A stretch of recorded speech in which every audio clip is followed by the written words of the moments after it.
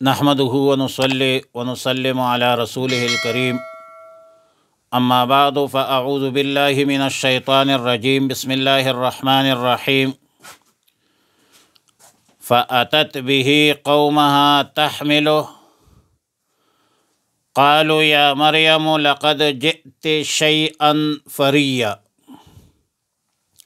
پارہ نمبر 16 سورہ مریم، رکوع نمبر 2، آیت نمبر 27، 28، 29، 30، 31، 32 اور 33۔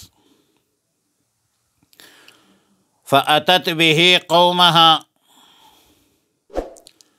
فأتت پھر وہ لے کر آئی، بھی اسے بچے کو، قومہا اپنے قوم کے پاس، تحملہ اٹھائے ہوئے، قالو قوم نے کہا،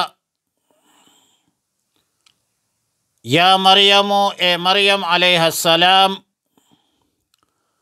لقد جئت شیئا فریا، بے شک تو نے بہت برا کام کیا ہے۔ یا اخت ہارون، اے ہارون کی بہن، ما کان ابوک امرأ سوء، تیرا باپ برا آدمی نہیں تھا، وما کانت امک بغیہ، اور نہ تیری ماں بدکار تھی۔ فاشارت الیہ، حضرت مریم علیہ السلام نے اشارہ کیا عیسیٰ علیہ السلام کی طرف۔ قوم نے کہا، قبیلے نے کہا، کیف نکلم، کیسے ہم بات کریں گے، من کانا فی المہد صبیا، اس سے جو ہو گود میں اور بچہ ہو۔ قال انی عبد اللہ،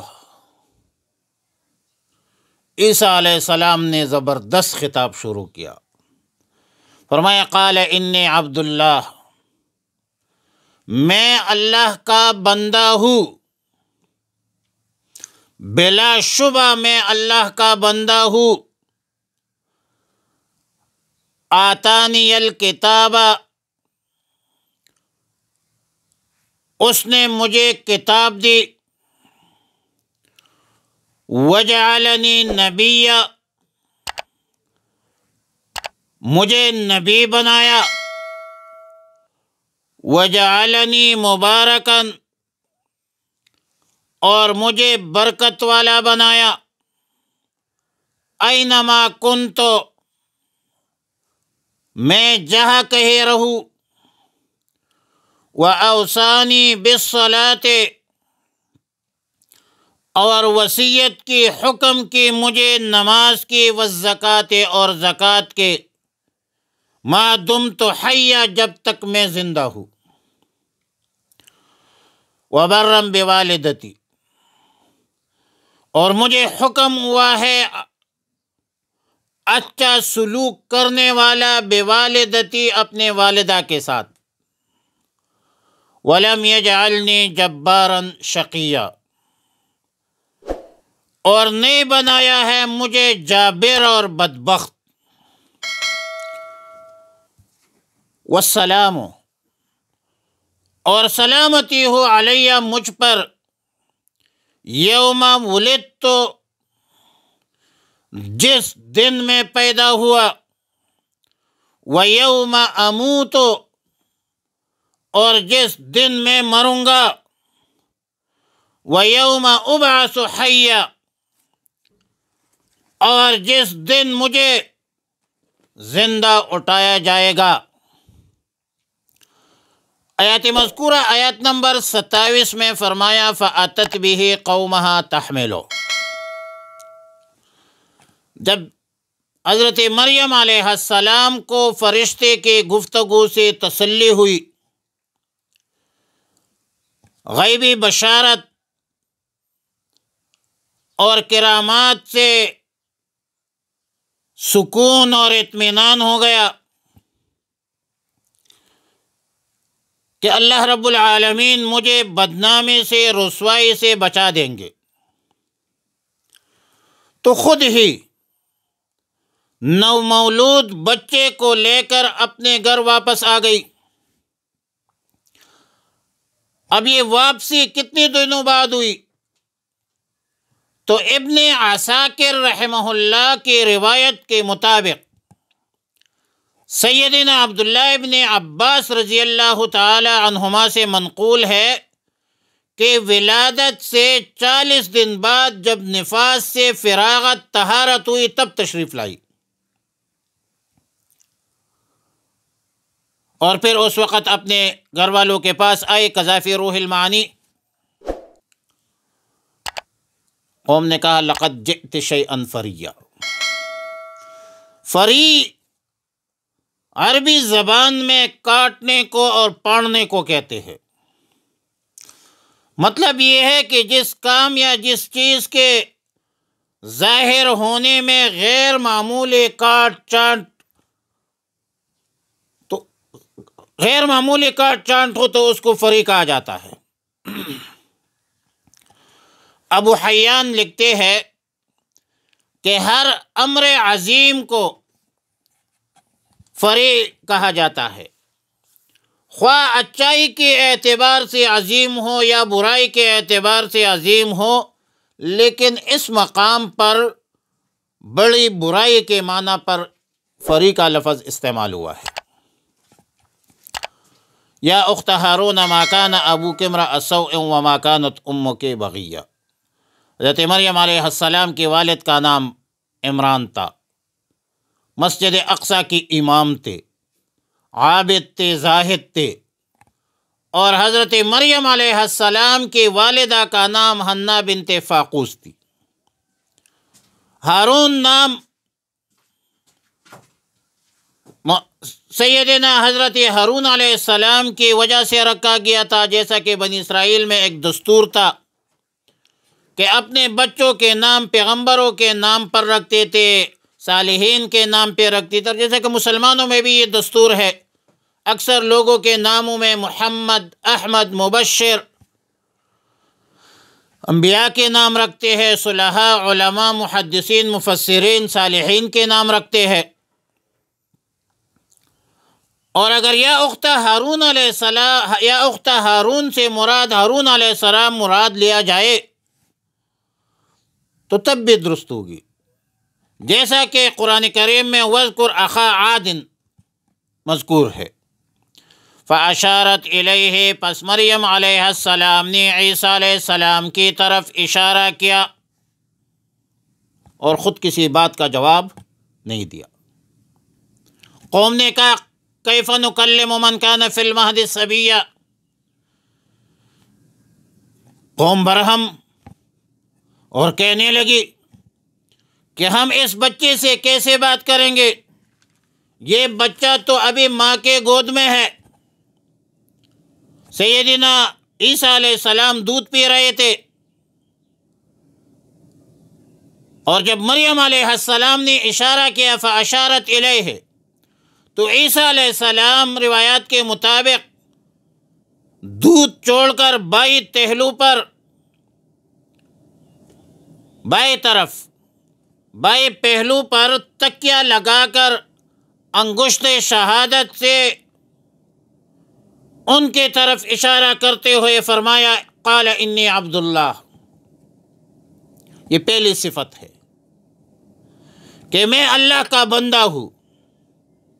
میرے پیدائش اگرچہ معجزانہ انداز میں، مگر میں نہ خدا ہوں نہ خدا کا بیٹا ہوں، عابد ہوں معبود نہیں، ساجد ہوں مسجود نہیں ہوں۔ اور حضرت عیسیٰ علیہ السلام کی گفتگو کا مقصد والدہ محترمہ سے تہمت دور کرنا مقصود تھی، لیکن اس سے پہلے اللہ پر ان بدبختوں نے جو تہمت لگایا تھا اس کو دور کیا،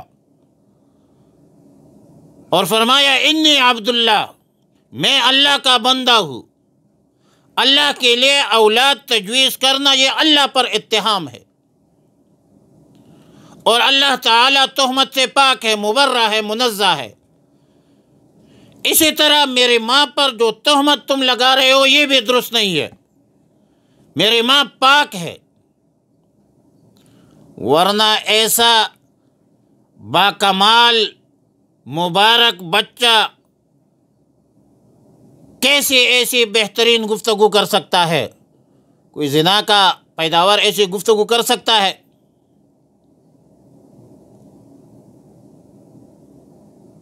صفت نمبر 2، آتانی الکتاب، اللہ نے مجھے کتاب دی ہے، ان قریب مجھ پر انجیل نازل ہوگا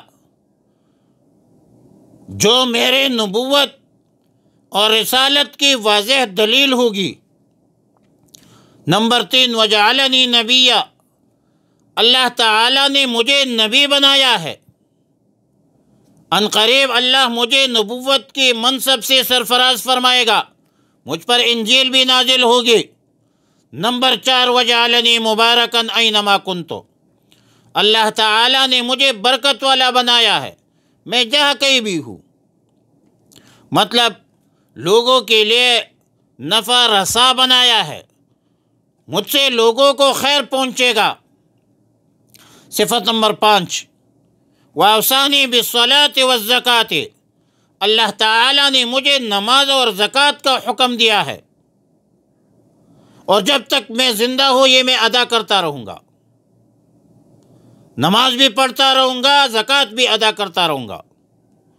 اور اصولی طور پر جب کسی چیز کے حکم میں تاکید ہو اور تاکید میں تشدید ہو تو پھر اللہ رب العالمین اس کو یا کلام عربی میں لفظ وصیت سے تعبیر کی جاتی ہے، اور مفہوم یہ ہوگا کہ اللہ تعالیٰ نے مجھے بڑے تاکید سے ان دونوں چیزوں کا حکم دیا ہے۔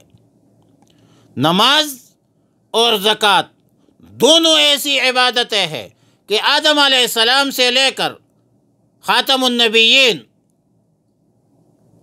رسول رحمت للعالمین تک ہر نبی پر، ہر رسول کی شریعت میں موجود تھی۔